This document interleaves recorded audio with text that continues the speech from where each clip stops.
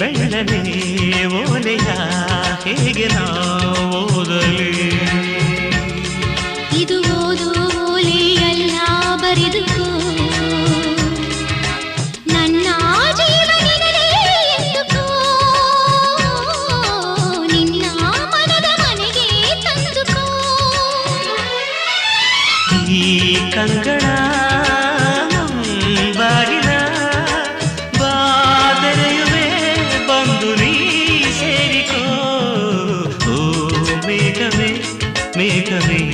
ವಂದನೆ ಸಂಧಾನದ ಪಾತ್ರಕ್ಕೆ ವಂದನೆ